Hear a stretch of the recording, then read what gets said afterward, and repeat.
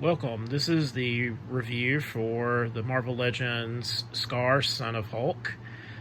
He originally appeared in 2007 in the What If Planet Hulk #1. Then he was brought into the actual Marvel 616 primary universe in 2008 in World War Hulk issue #5, just as a reference. This figure came out last year. He's the last deluxe figure that I'm reviewing that came out from last year. It's part of their 85th anniversary edition of Marvel, so he's got that kind of thing all over the box. It's a pretty well-made figure. I will note that this is the alternate head. This is not the head that comes on the figure, because you get two heads. This is the one that comes on the figure, but I didn't want to put this one on there because this one's the one that gives you the full articulation of the head that moves up and down and side to side. This one suffers from like what the female long-haired figures suffer from, where you get no articulation. It looks good on the figure, but you just cannot move that head up or down. So if you want to put them in dynamic poses where you've got the head in different directions, you're going to unfortunately want to go with this head, which is not bad. It gives, you can see more of the detail through the hair. This is more of a growly face versus the kind of solemn, moody face.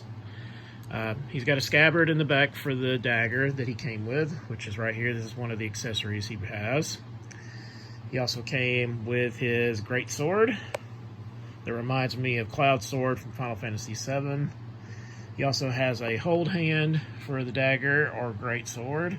He's got two of those. He comes with the fist hands already on there. Articulation wise, with this head, you could, like I said, you could do everything you want.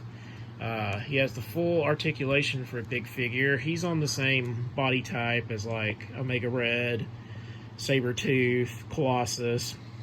So you kind of go what you're in there for.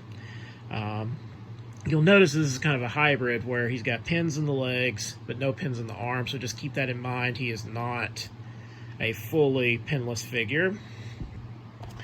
He's very stable, and he can actually get pretty good articulation. You just have to kind of work the loincloth, but you can get that leg all the way up and all the way out to the side, so it will move out. He does have a swivel in the middle.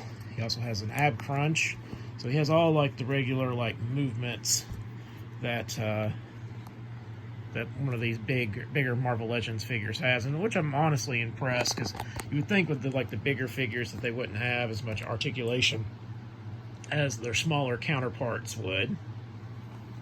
All in all, it's a good looking figure. I like the detail in the face. Again, they outdo themselves sometimes. Like, you always hear the complaints about some of these faces, and you know, and I always make my criticisms. So he's got the growly face with the better articulated head, and this one's the more moody face, like, I'm sad, I'm gonna be moody all day face, with the longer hair. So just keep that in mind. This one looks cool, but you just have zero articulation with it. All in all, I think it's a good figure, especially if you're a Hulk fan, or if you just like Son of Hulk for some reason, or you like the Planet Hulk storyline where this guy was included. I think it's necessary if you're a fan of all those. If you're a Hasbro Pulse fan and you don't want to pay full price for this thing, you know, maybe wait for them to go on sale, or somebody else, one of the other places is being sold on sale. That's what I would do. Because, I mean, with the rising cost of all this stuff, that's what I would advise. Because I imagine he's not like a huge, like, oh, I got to get this figure right away. You know, he's not Spider-Man or Wolverine. But he's still a really good figure, and he has a lot of articulation for being a bigger figure versus, like I said, the smaller counterpart figures. So let me know in the comments, are you picking this guy up? Do you already have him? And if you do have him, what are your general thoughts on him? Leave that in the comments. I'd like to hear it. Remember to like, share, subscribe if you haven't already. Hit that bell notification for when the next video drops. And as always, thank you for watching.